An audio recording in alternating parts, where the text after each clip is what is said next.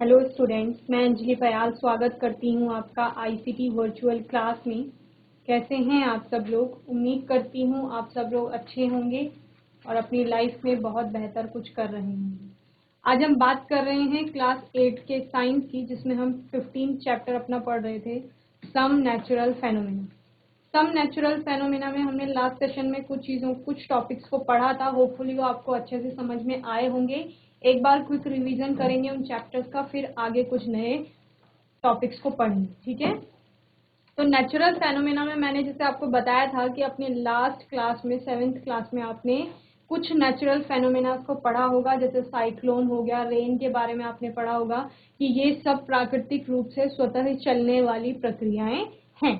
इन्हीं में हमने क्या देखा था कि जैसे आप लोग देखते हैं कि बरसात के टाइम में या जब बारिश होती है बहुत ज्यादा, तो उस टाइम में आसमान में बादलों की गर्जना भी आपको सुनाई देती है। ठीक है, उस ध्वनि के उत्पन्न होने से पहले एक प्रकार की आपको प्रकाश या लाइट जो है वो आसमान में चमकती हुई दिखाई देती है, जिसको आप कहते हैं कि बिजली चमक रही है या लाइटनिंग की प्रोसेस हो रही है। ठीक है, वो लाइटनिंग एक्चुअली था क्या, वो हमने लास्ट सेशन में पढ़ा था। तो हमने क्या कहा कि जो आपके क्लाउड्स होते हैं, बादल होते हैं, उनमें क्या पाया जाता है?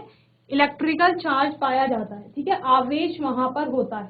आवेश कहाँ से आ रहा है? हर एक चीज पदार्थ है, मैटर से बनी हुई है, और मैटर में क्या होते हैं? इलेक्ट्रॉन्स और प्रोटॉन्स होते हैं। ओके,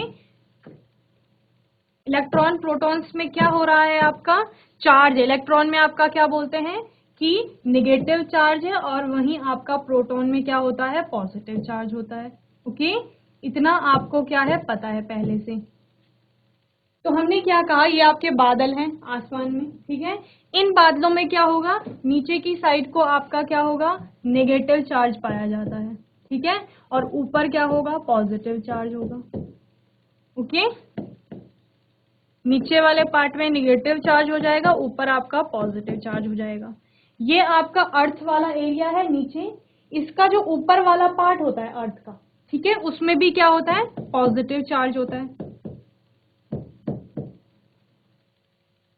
ओके, इस तरह से या तो आपका लाइटनिंग में होता क्या है?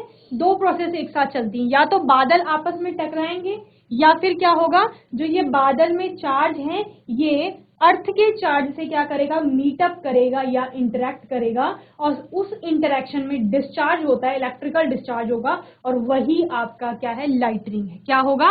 एक तो या ये दोनों मीटअप करेंगे, इंटरेक्शन होगा चार्जेस का, मिलेंगे यानी टकराएंगे, या फिर क्या होगा? इनका इंटरेक्शन होगा।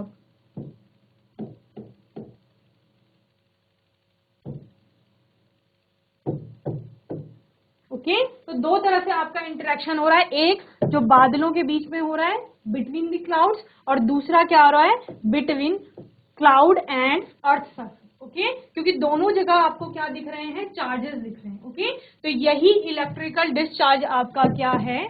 लाइटनिंग है।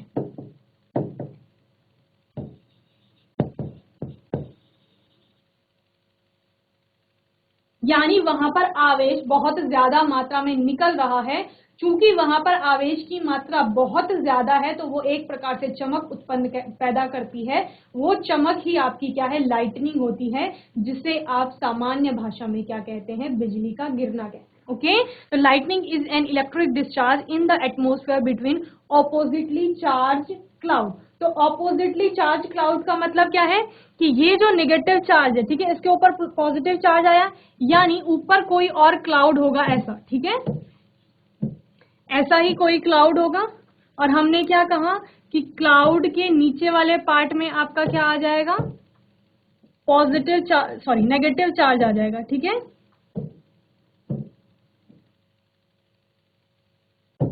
नेगेटिव चार्ज आ जाएगा। ये नेगेटिव चार्ज इसके ऊपर वाले पॉजिटिव चार्ज से फिर यहाँ पे इंटरेक्शन करेगा। ठीक है, इस प्रकार से इसके लिए भी यहाँ पर एक नेगेटिव चार्ज होगा क्लाउड में। तो ये आपस में क्या करेंगे?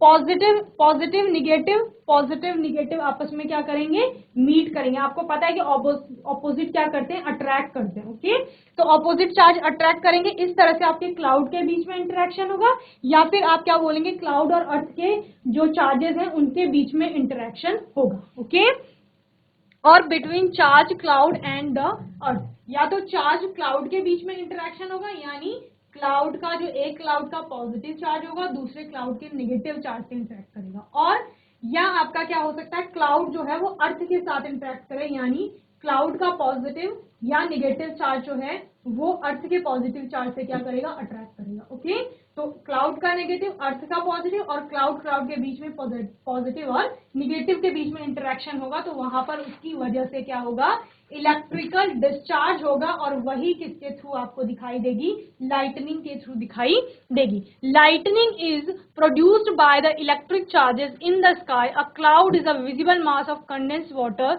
Vapours floating in the atmosphere high above the ground. तो क्लाउड आपका बेसिकली होता क्या है, इवेपोरेशन। जब हम पढ़ रहे थे, आपने प्रीवियस क्लासेस में पढ़ा होगा इवेपोरेशन के बारे में, तो आपने क्या पढ़ा होगा कि जो पानी होता है जब उसको टेम्परेचर दिया जाता है तो वो अपनी स्टेट में चेंज लाता है, अपनी जो भौतिक अवस्था है उसमें परिवर्तन लाता है, और वो परिवर्तन किस प्रकार से होता है कि पानी का भाप बन जाता है। ठीक है, तो वो पानी का भाप बनना यानी वाटर का वेपर्स में कन्वर्ट होना आपका क्या है, इवेपोरेशन है।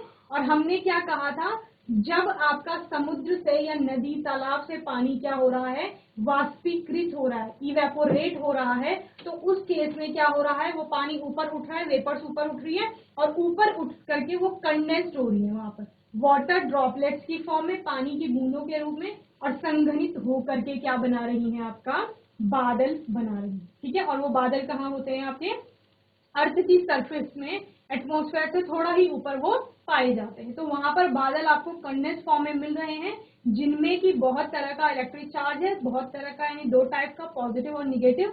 और जब चार्ज क्लाउड आपके क्या करेंगे, आपस में मीटअप करेंगे, इंटरेक्ट करेंगे, तो उससे क्या होगी, लाइटनिंग की प्रोसेस होगी, या वो क्लाउड अर्थ के साथ इंटरेक्ट करेंगे, उस केस में भी आपका क्या होगा, लाइटनिंग की प्रोसेस होगी। तो ये आपको होपफुली समझ में आ गया था। नेक्स्ट आपका था the spark that the Greek news. तो ग्रीक ने आपको अलग अलग चीजों के बारे में बताया कि जो बिजली का गिरना, जिसको हमारे पहले लोग कहा करते थे कि अगर ईश्वर परमेश्वर गॉड आपसे नाराज हो गए तो उससे बिजली गिरती है, तो ऐसा कुछ नहीं था। ग्रीक्स ने कहा कि आपके सारी जो चीजें हैं, मैटर्स हैं, पदार्थ हैं, वो किससे बन रहे हैं, एटम से बन रहे हैं, और एटम में आपका किसी न किसी रूप में आवेश मिल रहा है। और जो बिजली का गिरना है वो एक नेचुरल फेनोमिना है, एक प्राकृतिक रूप से होने वाली घटना है, जहां पर चार्जेस आपस में टकरा रहे हैं, और टकराने के बाद जब डिस्चार्ज होता है तो वहां पर एक प्रकार से चमक पैदा हो रही है। ठीक है, चूंकि वहां पर चार्ज की मात्रा बहुत ज्यादा है, तो इसलिए जितनी भी चमक आपको दिखाई दे रही है उसकी मात्रा भी बहुत ज्यादा होगी। ओके, इसमें आपका बेंजामिन फ्रैंकलिन का नाम आता है, जिन्होंने इसके बारे में बहुत अच्छे से डिस्क्राइब किया था। ओके, और इस फेनोमेना को बताया था कि जो स्पार्क वहां पर दिखाई दे रहा है, चमक दिखाई दे रही है, वो एक्चुअली है क्या, और इसको 2000 ईयर्स लगे थे समझने में एक्चुअली कि जो बिजली का गिरना या लाइटनिंग की प्रोसेस जो हो रही है वो है क्या। ओके, नेक्स्ट आपका चार्जिंग बाय रबिंग, यानी जब हम क्या कर रहे थे, हमने कहा कि आपने एक कॉम्ब लिया और उसको ड्राई हेयर्स पे रब किया। ठीक है, रबिंग यानी रगड़ना, किसी चीज को घिसना। तो आपने क्या किया कि ड्राई कॉम्ब को ड्राई हेयर से रब किया, और उसके बाद क्या देखा कि जो आपके ड्राई हेयर्स थे उनके कारण आपकी कॉम्ब पे भी क्या आ गया है, किसी प्रकार का चार्ज आ गया है। और वो चार्ज आपने कब देखा कि जब आप कागज के छोटे छोटे टुकड़ों के पास उस कॉम्ब को ले जाते हैं, तो वो कॉम्ब क्या करती है, वहां पर आपको जो पीसेस ऑफ पेपर है, छोटे छोटे कागज के टुकड़े हैं, उनमें मूवमेंट दिखाई देता है जब कॉम्ब को उसके नजदीक लाया जाता है। तो यानी हमने उन कागज के टुकड़ों को टच नहीं किया है या हिलाया नहीं है, बिना ये सब करे हुए उनमें जो मूवमेंट दिखाई देता है वो किसके कारण हुआ है, चार्जेस के प्रोड्यूस होने के कारण हुआ है। तो वो चार्ज कहां से प्रोड्यूस हुआ, जब आपने ड्राई हेयर्स पे कॉम्ब को क्या किया था, रब किया था। ठीक है, तो इससे आपको चार्जेस दिखाई देता है। दूसरा, आप क्या करते हैं, दो बैलून लेते हैं, दोनों को क्या करते हैं, ड्राई हेयर से रब करते हैं। ठीक है, ड्राई हेयर से रब करने के बाद आप दोनों बैलून को एक दूसरे के कांटेक्ट में लाते हैं तो आप क्या देखते हैं कि पास लाने पर भी वो बैलून एक दूसरे से दूर हट रहे हैं, यानी उनके बीच में कोई ना कोई फोर्स काम कर रहा है। ठीक है, जो उन दोनों को क्या कर रहा है, एक दूसरे के पास नहीं आने दे रहा है। दूसरे केस में आप क्या करते हैं कि एक बैलून को अपने हेयर से रब करते हैं, ड्राई हेयर से, और दूसरे बैलून को क्या कर लेते हैं, किसी पॉलीथीन से या किसी प्लास्टिक या अदर किसी भी चीज से रब करते हैं। ठीक है, अभी आप क्या करते हैं, दोनों को एक दूसरे के कांटेक्ट में लाएंगे तो वो एक दूसरे की तरफ को अट्रैक्ट होते हैं। ठीक है, हम एक्स्ट्रा फोर्स नहीं लगा रहे हैं, पर हम उनको पास में अगर रखेंगे तो वो एक दूसरे की तरफ को अट्रैक्ट हो रहे हैं। उस केस में भी आप क्या देखते हैं कि वहां पर कोई ना कोई फोर्स काम कर रहा है। ठीक है, तीसरा आप क्या करते हैं कि एक ग्लास रॉड लेते हैं और उसको सिल्क के क्लॉथ से क्या कर रहे हैं, रब कर रहे हैं, और उसके केस में भी आप बोलते हैं कि जो आपकी ग्लास रॉड है उस रॉड पर भी क्या आ जाता है, चार्ज आ जाता है, और जो आपका सिल्क का क्लॉथ है उस पर भी चार्ज आ जाए।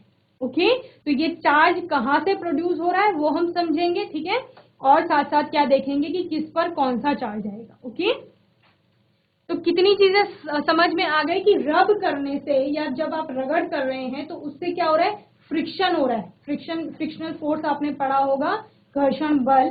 तो वो घर्षण के कारण क्या हो रहा है, चार्जेस प्रोड्यूस हो रहे हैं, आवेश वहां पर उत्पन्न हो रहा है।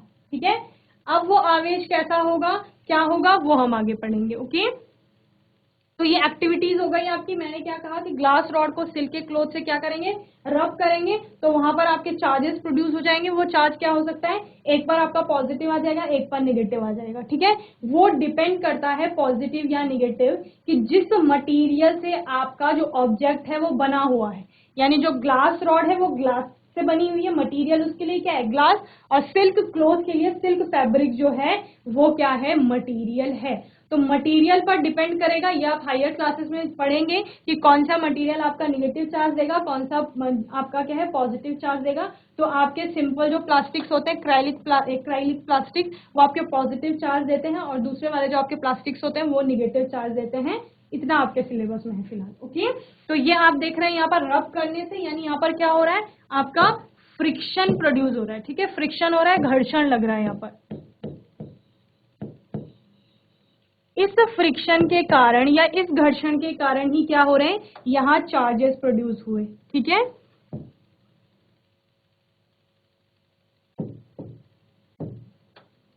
और कितने टाइप के चार्जेस प्रोड्यूस हुए, दो टाइप के। वो दो टाइप कौन से थे, एक पॉजिटिव चार्ज था आपका और एक निगेटिव चार्ज था। ठीक है, इतना आपको समझ में आ गया था। Then there are two types of electrical charges, दो तरह के इलेक्ट्रिकल चार्जेस होंगे, और वो दो क्या होंगे, एक आपका पॉजिटिव होगा, दूसरा निगेटिव होगा। चूंकि एक पॉजिटिव है और दूसरा निगेटिव है तो दोनों अपने आप में क्या है, ऑपोजिट चार्ज है, या आप क्या बोलेंगे, इनको अनलाइक चार्जेस भी बोलेंगे।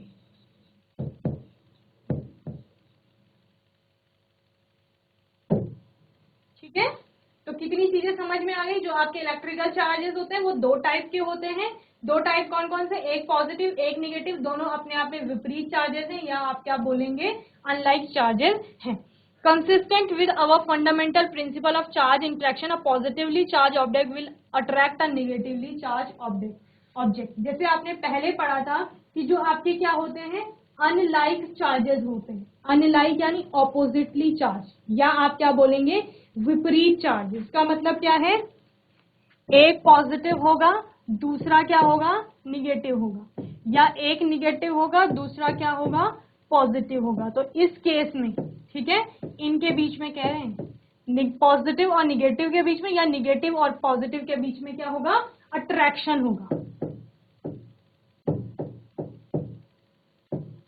आकर्षण बल लगेगा वहां पर। यानी अगर आप दो विपरीत चार्जों को एक दूसरे के आसपास रखेंगे तो वो एक दूसरे को क्या करते हैं, अट्रैक्ट करते हैं, एक दूसरे की तरफ को अट्रैक्ट होते हैं, या एक चार्ज दूसरे को अपनी की तरफ क्या करता है, अट्रैक्ट करता है। ठीक है, तो पॉजिटिव नेगेटिव को अट्रैक्ट करेगा, या आप क्या बोलेंगे, नेगेटिव पॉजिटिव को अट्रैक्ट करेगा। ठीक है, तो अट्रैक्शन हो रहा है, तो अट्रैक्शन के कारण वहां पर कौन सा फोर्स काम करेगा, आपका अट्रैक्टिव फोर्स काम करेगा। ओके, या आकर्षण या आकर्षित बल जो आप जिसे कहते हैं वो उनके बीच में कार्य करेगा।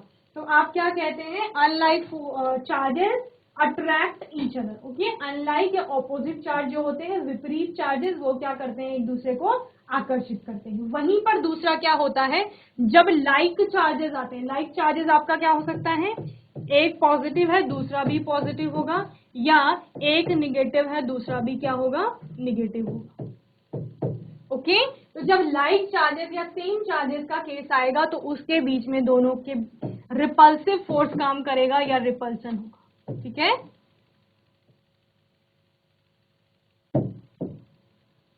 तो ये एक दूसरे को रिपेल करते हैं यानी प्रतिकर्षित करते हैं। जब हमने कौन सा केस पढ़ा था कि जब आपने दोनों बैलून को क्या किया, हेयर से रब किया, तो उस केस में दोनों बैलून पर सेम चार्ज प्रोड्यूस हुआ और सेम चार्ज प्रोड्यूस होने के कारण ही वो बैलून एक दूसरे से दूर हट रहे थे। ओके, और दूसरा केस, ये वाला केस हमने कब कहा कि जब एक बैलून को आपने हेयर से रब किया और दूसरे बैलून को आपने किसी प्लास्टिक के किसी भी ऑब्जेक्ट से रब किया, तो दोनों में अलग अलग चार्जेस प्रोड्यूस हुए और अलग अलग चार्जेस प्रोड्यूस होने के कारण जब उनको एक दूसरे के आसपास रखा गया तो वो एक दूसरे की तरफ को क्या हुए, अट्रैक्ट हुए या आकर्षित हुए। तो वो किसके कारण, कि दोनों बैलून्स पे क्या हो रहा था, अलग अलग चार्ज प्रोड्यूस हो रहा था।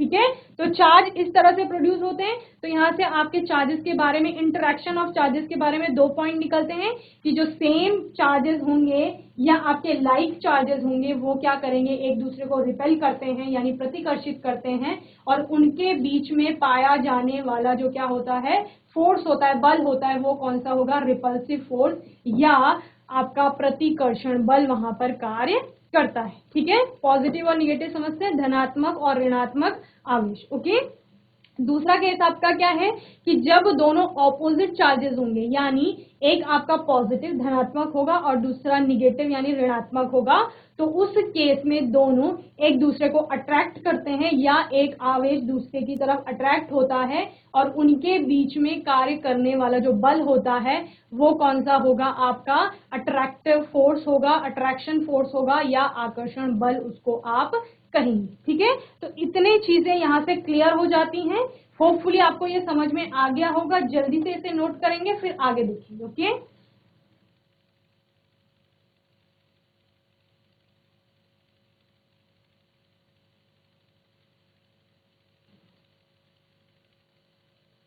तो यहां पर लिखा है positively charge object will attract a negatively charge object. यही है हमारा पहला वाला case, opposite attract, oppositely charge object will exert an attractive influence upon each other in contrast to the attractive force between two objects with opposite charges। ठीक है, तो opposite charges के बीच में क्या लग रहा है, attractive force लग रहा है। Okay, two objects that are of like charges which will repel each other, that is a positively charged object will exert a repulsive force upon a second positively charged object, यानी एक positive दूसरे positive को क्या करेगा, अपने से दूर भेजेगा, यानी प्रतिकर्षण वहां पे हो रहा है। Okay, this repulsive force will push the two objects apart. ठीक है, यही रिपल्सिव फोर्स जो सेम चार्जेस के बीच में काम करेगा वो क्या करेगा, दोनों ऑब्जेक्ट्स को एक दूसरे से दूर भेजेगा। Okay, object will exert a repulsive force upon a second negatively charged object with like charges repel each other। ठीक है, तो पॉजिटिव पॉजिटिव को दूर भेजेगा, निगेटिव निगेटिव को दूर भेजेगा, पॉजिटिव निगेटिव आपस में जुड़ेंगे या निगेटिव पॉजिटिव आपस में जुड़ेंगे। जुड़ने का मतलब क्या है, वहां पर अट्रैक्शन फोर्स काम करेगा। ओके, तो सेम जहां पर आपको दिखेंगे वहां पर वो क्या करेंगे, एक दूसरे को दूर भेजेंगे, एक दूसरे से दूर हटेंगे, प्रतिकर्षण वहां पर होगा।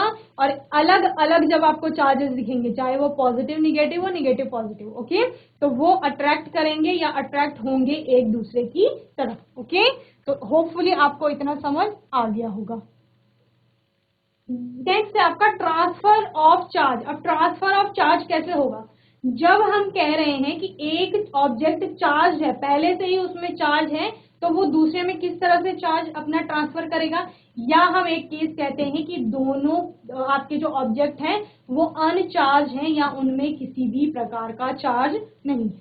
तो पहला केस समझते हैं, जब हमने कहा कि आपका जो ऑब्जेक्ट है वो कैसा है, चार्ज, सॉरी उसमें किसी भी प्रकार का चार्ज नहीं है। तो ये दो ऑब्जेक्ट हैं सपोज जिनमें किसी भी प्रकार का चार्ज नहीं है, लेकिन ये ऑब्जेक्ट किसी ना किसी मटेरियल से बने होंगे, पदार्थ तो ये होंगे, ठीक है। तो पदार्थ में जब हम एटम की बात करते हैं, पदार्थ किससे बना हुआ है, एटम से मिलकर के बना हुआ है, और उस एटम की बात हम जब करते हैं तो उस एटम में क्या होते हैं, चार्ज पार्टिकल होते हैं। कैसे, जब आप एटम की वो पढ़ते हैं, स्ट्रक्चर पढ़ते हैं, तो उसमें सेंटर में आपका क्या होता है, प्रोटॉन और न्यूट्रॉन्स होते हैं, ठीक है। और आपका ऑर्बिट्स में क्या मिलते हैं, आपको इलेक्ट्रॉन्स मिलते हैं। तो आप क्या कहते हैं, ये प्रोटॉन क्या होता है, पॉजिटिव चार्ज होता है, और ये इलेक्ट्रॉन क्या होता है, निगेटिव चार्ज होता है।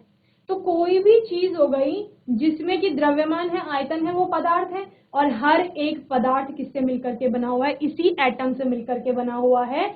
चूंकि वो एटम से मिलकर के बना हुआ है, तो उस एटम में पॉजिटिव चार्ज भी है आपके और निगेटिव चार्ज, ठीक है, दोनों तरह के चार्ज हैं। लेकिन वो दिखाई क्यों नहीं देते, क्योंकि आप पढ़ते हैं कि एटम जो होता है वो अपने आप में न्यूट्रल होता है, और न्यूट्रल होने का कारण क्या है कि उसमें जो इलेक्ट्रॉन्स है और प्रोटॉन्स है वो क्या है, इक्वल मात्रा में पाए जा रहे हैं, पॉजिटिव और निगेटिव चार्ज दोनों। ये पॉजिटिव हो गया, ये निगेटिव, ओके। तो जब दोनों ही इक्वल अमाउंट में वहां पर मिल रहे हैं, जितने इलेक्ट्रॉन है उतने ही प्रोटॉन है, तो वो एक दूसरे को क्या कर रहे हैं, वहां पर बैलेंस कर रहे हैं, ठीक है। अगर मैं कहीं पर बोल रही हूं कि 3 इलेक्ट्रॉन है, तो 3 इलेक्ट्रॉन का मतलब 3 निगेटिव चार्ज, ओके, और वहां पर 3 ही आपके क्या है, प्रोटॉन है। 3 प्रोटॉन का मतलब क्या है, 3 पॉजिटिव चार्ज। तो ये 3 इलेक्ट्रॉन जो है 3 निगेटिव चार्ज है, 3 पॉजिटिव चार्ज को क्या कर देंगे, कैंसिल कर देंगे।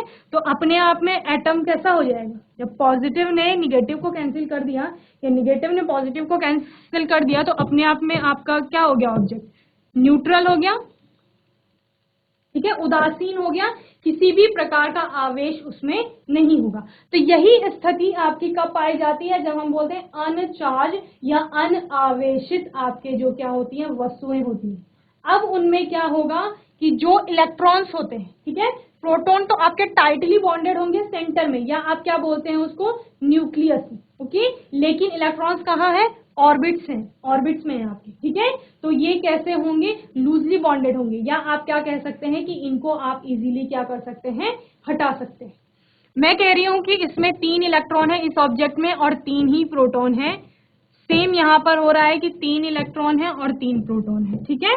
तो ये अपने आप में अनचार्ज हो जाएंगे, अनावेशित हो जाएंगे, क्योंकि इन 3 प्रोटॉन को बैलेंस करने के लिए इसी एटम में 3 इलेक्ट्रॉन है, और यहाँ भी वही केस है, 3 प्रोटॉन को बैलेंस करने के लिए 3 इलेक्ट्रॉन यहाँ पर मिल रहे हैं, ओके।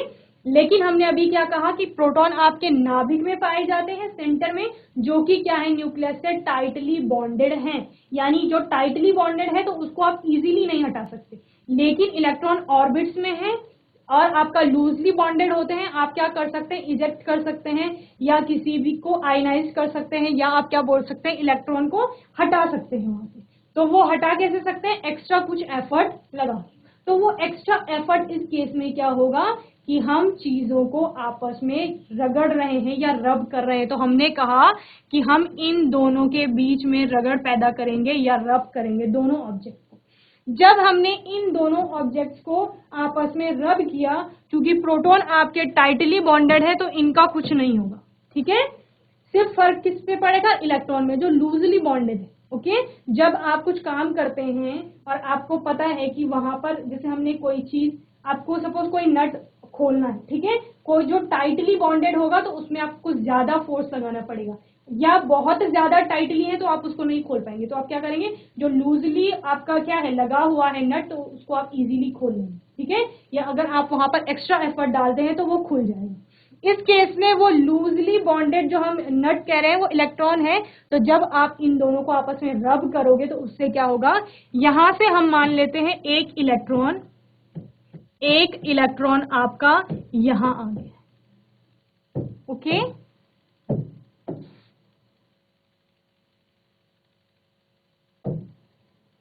ये एक इलेक्ट्रॉन इस वाले ऑब्जेक्ट से रब करने के बाद इसमें आ गया है। अब इस ऑब्जेक्ट में कितने आपके इलेक्ट्रॉन रह गए हैं? 2 इलेक्ट्रॉन रह गए हैं। और प्रोटॉन कितने हैं आपके? 3 प्रोटॉन है। ठीक है, ये 2 इलेक्ट्रॉन को कैंसिल करने के लिए 2 प्रोटॉन यहाँ है। ठीक है, 2 इलेक्ट्रॉन आपके क्या करेंगे? 2 प्रोटॉन को कैंसिल कर देंगे। ठीक है, लेकिन यहां से आपके पास अभी भी 1 प्रोटॉन बच जाएगा। एक पी का मतलब क्या है? Positive charge. तो ये ऑब्जेक्ट में अपने आप में क्या आ जाएगा? आपका पॉजिटिव चार्ज आ जाएगा। ओके, दूसरा आपने क्या कहा? यहां 1 इलेक्ट्रॉन आ गया है। क्योंकि कितने प्रोटॉन है आपके? 3 प्रोटॉन है। और इलेक्ट्रॉन कितने हो गए हैं? अभी 4 हो गए हैं। ठीक है, 3 इलेक्ट्रॉन पहले से थे, एक रब करने के बाद जो यहां से निकला वो यहां आ गया है। तो आपने कहा कि अभी हमारे पास यहां पर 4 इलेक्ट्रॉन हो गए। तो 3 प्रोटॉन को कैंसिल करने के लिए 3 इलेक्ट्रॉन है और 1 इलेक्ट्रॉन आपका एक्स्ट्रा बच रहा है। और इलेक्ट्रॉन आपका अपने आप में क्या है? निगेटिव चार्ज, यानी इस ऑब्जेक्ट पर आपका निगेटिव चार्ज आ गया। ओके, तो इस तरह से जब आपने रब किया, रब करने से प्रोटॉन टाइटली बॉन्डेड थे, वो अपनी एग्जैक्ट पोजीशन पे रहेंगे। लेकिन आपके जो लूजली जुड़े हुए या बॉन्डेड क्या है इलेक्ट्रॉन्स है, वो क्या कर जाएंगे? इजेक्ट कर जाएंगे या बाहर निकलेंगे। और उन इलेक्ट्रॉन्स का बाहर निकलना ही क्या करेगा? उस ऑब्जेक्ट को चार्ज में कन्वर्ट करेगा या आवेशित करेगा। तो जब यहां से इलेक्ट्रॉन बाहर निकला यानी निगेटिव चार्ज हटा। तो जब निगेटिव चार्ज हटेगा तो वो अपने आप में पॉजिटिवली चार्ज हो जाएगा। वहीं जहां पर न्यूट्रल था आपका एटम, वहां पर अगर एक और इलेक्ट्रॉन आ गया है यानी एक और ऋणावेश आ गया है, तो ऋणावेश की मात्रा बढ़ गई है, तो वो अपने आप में निगेटिवली चार्ज हो गया है। तो इस तरह से जब आप 2 ऑब्जेक्ट को आपस में रब करते हैं तो वहां चार्ज क्या होता है? उत्पन्न होता है। अगर दोनों कैसे थे? अनचार्ज। ठीक है, दोनों में किसी भी प्रकार का अगर चार्ज नहीं था तो रब करने पर उनमें चार्ज आ जाता है। और वो चार्ज कैसा होता है? विपरीत होता है। यानी अगर एक पर पॉजिटिव चार्ज आ रहा है तो दूसरे पर क्या आएगा? निगेटिव चार्ज आएगा। और किस पर पॉजिटिव और किस पर निगेटिव आएगा ये मैंने आपको पहले ही बता दिया है कि वो मटेरियल पर डिपेंड करेगा जिस मटेरियल से वो चीज बनी हुई। ओके, तो जब आपने कौन सा केस कहा कि हेयर को कॉम्ब से रब कर रहे थे, ठीक है, बालों पर कंघी लगा रहे हैं, तो दोनों पर आपका आवेश आएगा, बालों पर भी और कंघी पर भी। लेकिन दोनों चार्ज कैसे होंगे? एक दूसरे से विपरीत होंगे। ठीक है, एक पॉजिटिव होगा, दूसरा क्या होगा? निगेटिव होगा। ओके, जल्दी से इसको नोट करेंगे, फिर अपना नेक्स्ट देखेंगे। ओके,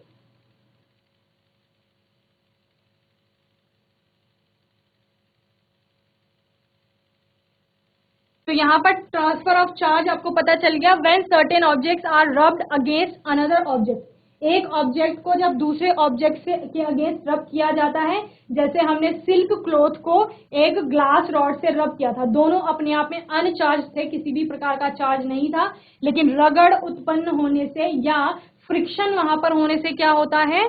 आपका इलेक्ट्रॉन्स में गेट ट्रांसफर्ड, इलेक्ट्रॉन का क्या हुआ? यहाँ पर ट्रांसफर हुआ। ठीक है, इलेक्ट्रॉन ट्रांसफर होता है। Then from one object to another, एक से दूसरे में आपका इलेक्ट्रॉन गया। If an object loses some electron, अगर आपका एक इलेक्ट्रॉन क्या कर रहा है? लूज कर रहा है इलेक्ट्रॉन, इसने लूज किया। ठीक है, तो उस केस में क्या होगा? It is left with plus number of proton. ठीक है, उसमें प्लस नंबर ऑफ प्रोटॉन्स रह जाएंगे। दस this object become positively charge. तो ये ऑब्जेक्ट आपका जो इलेक्ट्रॉन को दे रहा है या जिसने इलेक्ट्रॉन को इजेक्ट किया है, ट्रांसफर किया है, वो अपने आप में पॉजिटिव चार्ज बन जाएगा। और जिसने इलेक्ट्रॉन को ग्रहण किया है या लिया है, चूंकि उसने एक निगेटिव चार्ज लिया है तो निगेटिव की मात्रा बढ़ गई और अपने आप में वो निगेटिव चार्ज बन गया। ओके, तो होपफुली आपको इतना अच्छे से समझ में आ गया होगा। दूसरा केस इसका क्या है? अगर आपके पास पहले से एक क्या है? एक चार्ज ऑब्जेक्ट है जिसमें कि कोई चार्ज होगा, हम कह रहे हैं इसमें पॉजिटिव चार्ज है।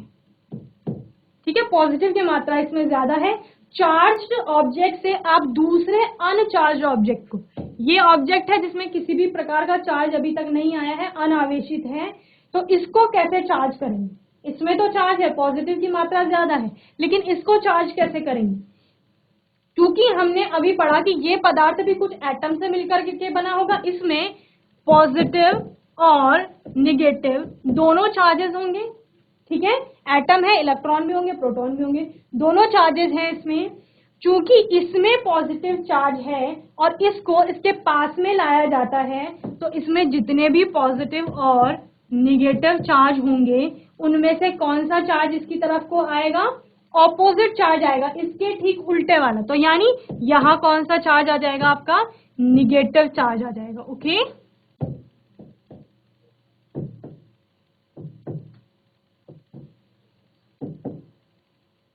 तो इस तरह से जब चार्ज होने के बाद कोई चीज एक दूसरे से चिपकती हैं, जैसे आपने बोला कि जब आप बैलून को क्या कर रहे हैं, चार्ज कर रहे हैं और उस बैलून को दीवार के पास ले जा रहे हैं, तो दीवार से क्या हो रही है, बैलून चिपक रही है। तो आपने क्या बोला, बैलून पे हमारा आपका निगेटिव चार्ज था, ठीक है, निगेटिव चार्ज है बैलून में, और यहाँ पर वॉल में क्योंकि पॉजिटिव और निगेटिव दोनों चार्ज होंगे, लेकिन जब इस बैलून को चार्ज बैलून और कैसे निगेटिवली चार्ज बैलून को इसके पास में लाया जाता है, तो दीवार में आपके पॉजिटिव निगेटिव दोनों चार्ज हैं, लेकिन इसमें निगेटिव चार्ज है, तो दीवार अपना क्या करेगी, वॉल क्या करेगी, सारे पॉजिटिव चार्ज को या सारे प्रोटॉन को एक साथ एक्यूमुलेट कर लेगी और यहाँ पर दीवार में पॉजिटिव चार्ज आ जाएगा। और क्योंकि आपको पता है कि ऑपोजिट चार्ज क्या करते हैं, अट्रैक्ट होते हैं, तो बैलून में आपका निगेटिव चार्ज है इस साइड को, वॉल में आपका पॉजिटिव चार्ज है, तो दोनों के बीच में यहाँ पर क्या होगा,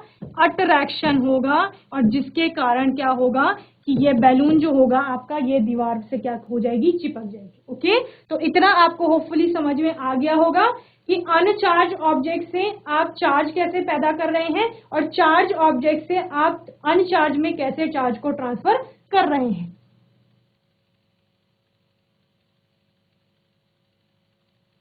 तो यहाँ हमने कौन सा केस देखा था, जब आपने कहा था कि दोनों बैलून को क्या किया जा रहा है, आपका हेयर से क्या कर रहे हैं, आप रब कर रहे हैं, तो उस केस में इनमें सेम चार्ज आ रहा है, ये पॉजिटिव हो गया, ये भी पॉजिटिव हो गया, तो दोनों के बीच में क्या लगेगा, रिपल्सिव फोर्स काम करेगा,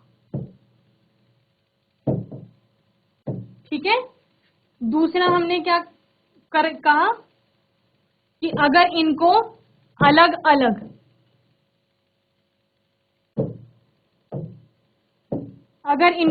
अलग एक को हेयर से क्या किया, रब किया, और दूसरे को किसी प्लास्टिक से रब किया है, तो इनमें अलग अलग चार्जेस आ जाएंगे, एक में आपका पॉजिटिव आ गया सपोज, एक में निगेटिव आ गया। तो इस केस में आप क्या करेंगे, पॉजिटिव और निगेटिव चूंकि क्या है, ऑपोजिट चार्ज है, तो इन दोनों के बीच में अट्रैक्टिव फोर्स लगेगा। ओके, और यहाँ पर क्या बोला, एक को हेयर से किया रब और दूसरे को भी किससे किया, हेयर से किया, तो दोनों पर सेम चार्ज आ गए, जैसे हमने बोला पॉजिटिव आ गए, तो इनके बीच में आपका रिपल्सिव फोर्स काम करेगा। ओके,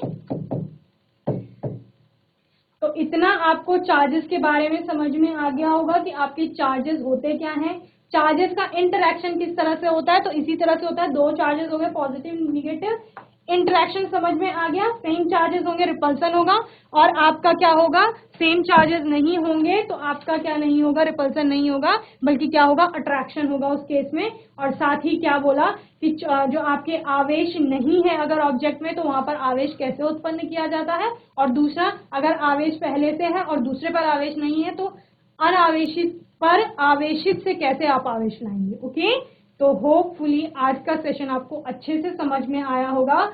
किसी भी बच्चे का कोई भी डाउट होगा इस सेशन से रिलेटेड या इस चैप्टर से रिलेटेड, आप वो नेक्स्ट सेशन में पूछ लेंगे। और तब तक के लिए आईसीटी वर्चुअल क्लास से जुड़ने के लिए धन्यवाद।